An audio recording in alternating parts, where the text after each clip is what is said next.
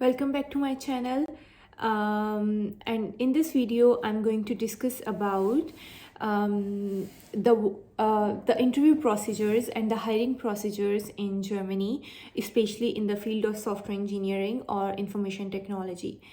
मैंने यहाँ पर बहुत ज़्यादा इंटरव्यूज़ दिए हैं, स्पेन में, इटली में, डिफरेंट कंट्रीज़ में और स्पेसिफ़िकली इन जर्मनी में, जिसका क्योंकि मैं यहाँ पर आई थी और मैंने अपनी मैंने तब भी इंटरव्यूज़ दिए थे जब मैं पाकिस्तान में थी, और यहाँ पर आने के बाद भी क्योंकि मैंने अपनी जॉब चेंज की थी, तो उसके बाद भी मेरा एक इंटरव्यू प्रोसेस हुआ था और उसमें भी मैंने चीज़ों को नोटिस किया था कि क्या डिफरेंस होता है कि जब आप पाकिस्तान में होते हैं या इंडिया में होते हैं, बांग्लादेश में होते हैं, किसी भी कंट्री में, और वहाँ से बैठकर इंटरव्यूज़ दे रहे हैं और यहाँ पर आने के बाद क्या डिफरेंस होता है कि आप यहाँ पर मौजूद हैं और तो फिर आप इंटरव्यूज़ दे रहे हैं, और कंपनीज़ के लिए आप किस तरीके से डिफरेंट वो आपको किस तरीके से देखते हैं, right?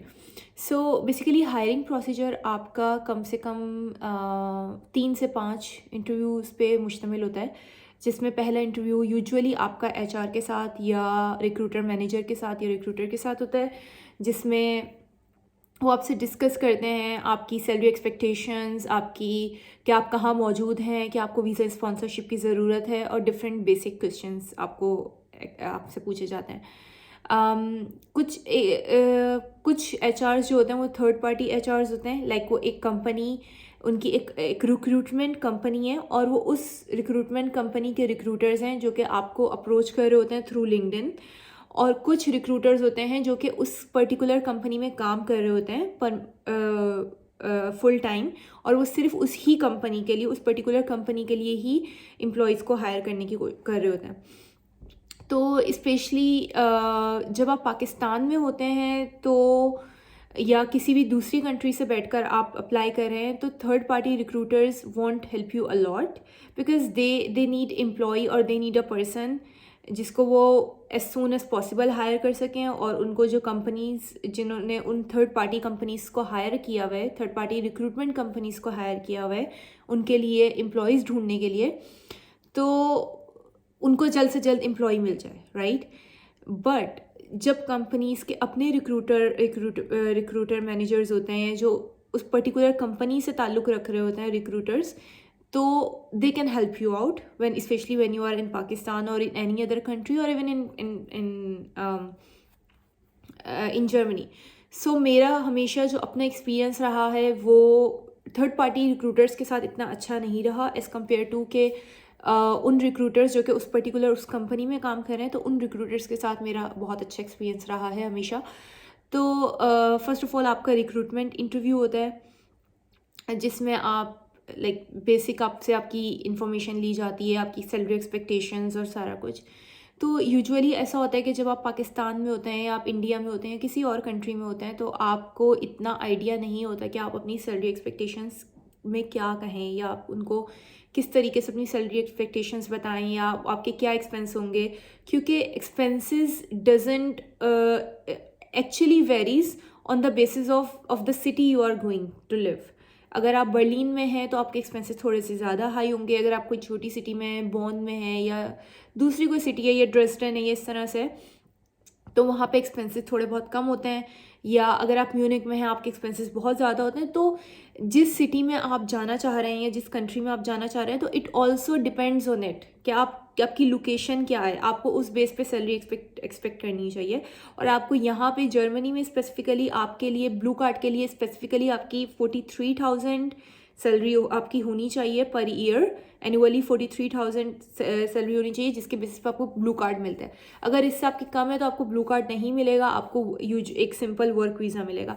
So I would still suggest कि जब आप जॉब्स, और I think 43,000 is a basic salary, it's not that a lot. As a software engineer at least you should getting be 43 at least. So no matter आप एक junior engineer हैं या जो भी हैं। So that's how it is. तो बेहतर answer यही होता है कि एक रिक्रूटर को जवाब देने से पहले कि आप उसको एक रेंज बताएं कि मेरी ये रेंज है और इस रेंज में मैं अपनी सैलरी एक्सपेक्ट कर रहा हूँ। तो it can work as compare कि आप उसको एक पर्टिकुलर जो है वो अमाउंट बता दें. इससे बेहतर है कि आप उनको एक रेंज बता दें, like 50,000 to 60,000 annually according to your experience. Research on your own, because there are a lot of websites and a lot of platforms where आप अपनी इंफॉर्मेशन डालते हैं, अपनी सारी अपनी क्वालिफिकेशन सारा कुछ डालते हैं, और उसके बेसिस पे वो आपको एक उनका जो एल्गोरिथम है वो एक सैलरी कैलकुलेट करके दे देता है, या उसके बेसिस पे वो आपको बताता है कि इस इन स्किल्स के और इन एक्सपीरियंस के बेसिस पे यूजुअली लोग एवरेज सैलरी ये होनी चाहिए. तो आप वो सैलरी उस रेंज में आप उनको रिक्रूटर को बता सकते हैं. उसके अलावा आपका फिर रिक्रूटमेंट इंटरव्यू के बाद आपका सेकंड इंटरव्यू होता है, जो कि आपका टेक्निकल इंटरव्यू होता है. और आई थिंक फर्स्ट इंटरव्यू आपका बहुत ज़्यादा डिफ़िकल्ट नहीं होता. It's a basic interview. It's a जो भी आपकी जॉब डिस्क्रिप्शन है या जो भी आपकी पोजीशन है उस बेस पे होता है. अगर आपकी CV पे जो भी डिटेल्स लिखी हुई है, जो इन्फॉर्मेशन होता है वो उस हवाले से होता है. सो प्लीज़ मेक श्योर कि आप अपनी CV पे जो भी इन्फॉर्मेशन डाल रहे हैं वो सारी वैलिडेटेड हो. बिकॉज अगर आप कुछ भी एग्जेजरेट करके अपनी CV में डाल रहे हैं तो it will be it's not good. It will be bad for you. So it's better कि आप अपनी CV में वही सारा कुछ डालें जो कि आपको लगता, जो कि you are confident enough that you can you know this and you can pass the interviews according to that technologies or the skills you have mentioned in your CV. सो आपका यहाँ पे इंटरव्यूज़ बहुत ज़्यादा डिफ़िकल्ट मैं नहीं कहूँगी. आपकी position और आपकी एक्सपीरियंस के हिसाब से होते हैं, बहुत ज़्यादा डिफ़िकल्ट नहीं होते हैं. फर्स्ट इंटरव्यू, उसके बाद आपका सेकंड टेक्निकल इंटरव्यू होता है, जिसमें कभी कभी ऐसा होता है कि आपकी कोई पेयर प्रोग्रामिंग हो रही है या आपको कोई प्रोग्रामिंग के लिए टास्क देते हैं और उस हवाले से आपको वो चीज़ करनी होती है. तो स्पेशली जब इस तरह का आपको इंटरव्यू होता है तो प्लीज़ मेक श्योर कि आप जो भी क्वेश्चंस को सॉल्व कर रहे हैं या जो भी प्रोग्रामिंग को सॉल्व कर रहे हैं, सो प्लीज़ मेक श्योर कि आप उसमें अपना जो भी आपका थॉट प्रोसेस है उसके बारे में बात करते रहें कि मैं किस तरीके से इस चीज़ को देख रहा हूँ, या मुझे किस तरीके से इसको सॉल्व करने की ज़रूरत है, या मैं किस तरीके से सॉल्व कर रहा हूँ और मैं क्या अप्रोच यूज़ कर रहा हूँ. सो प्लीज़ मेक श्योर कि जो भी आपके थॉट्स हैं वो आप वर्बल फॉर्म में उनको एक्सप्रेस कर रहे हो. So that's really helpful. Because कभी कभी वो ये नहीं देख रहे होते कि आपने प्रॉब्लम सॉल्व की नहीं की, वो ये देख रहे होते हैं कि आपका थॉट प्रोसेस क्या है या आप किस तरीके से उस प्रॉब्लम को देख रहे हैं. उसके बाद आपका इंटरव्यू यूजुअली डायरेक्टर वगैरह के साथ होता है, और डायरेक्टर के साथ कभी कभी हम एक्सपेक्ट कर रहे होते हैं कि they talk about the design, system design and all, but for my experience usually it doesn't happen. They normally talk to you, or might be they ask you for your story, and they might be ask you about your introduction.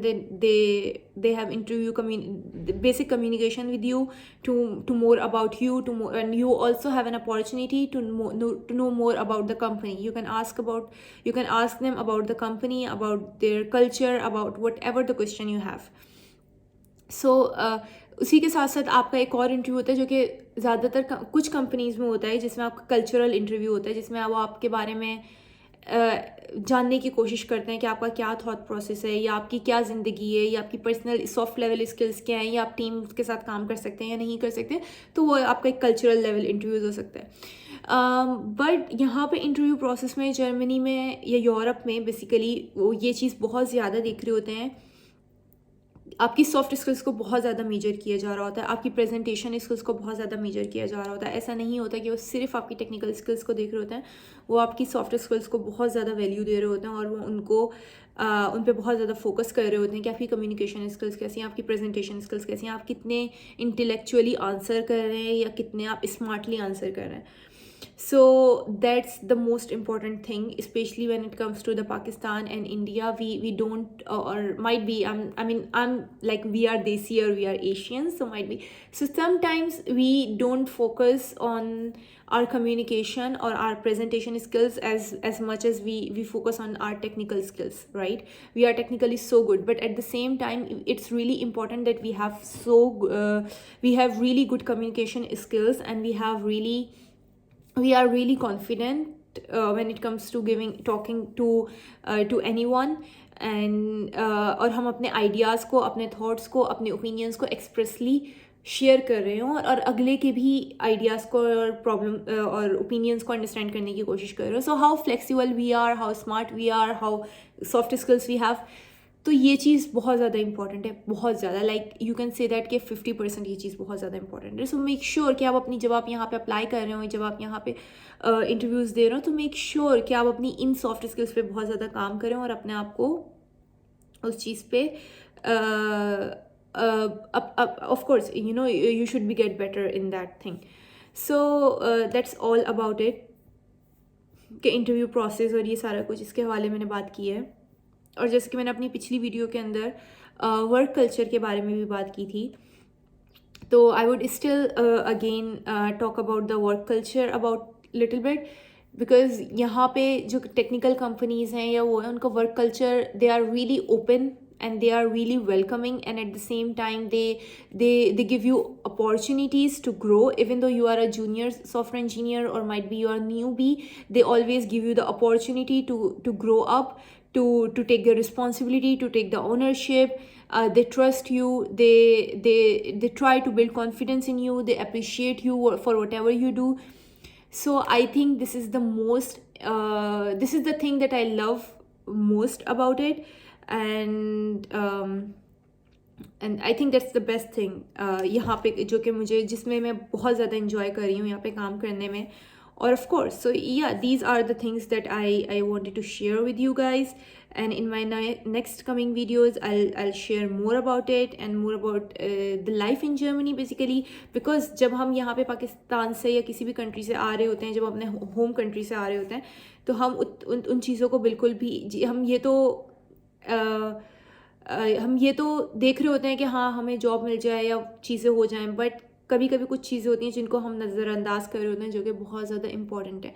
तो मैं अपनी next video में उस हवाले से बात करूँगी और उस चीज़ को डिस्कस करने की कोशिश करूँगी कि यहाँ पे basically life in Germany generally कैसी है, और हम एशियंस, हम और यहाँ पे क्या कल्चरल डिफरेंसेस हैं, क्या कल्चरल शॉक्स हैं हमारे लिए, और हम उन चीज़ों को किस तरीके से डील कर सकते हैं. So stay tuned and just subscribe my channel and like my video if you like it, so that I will be more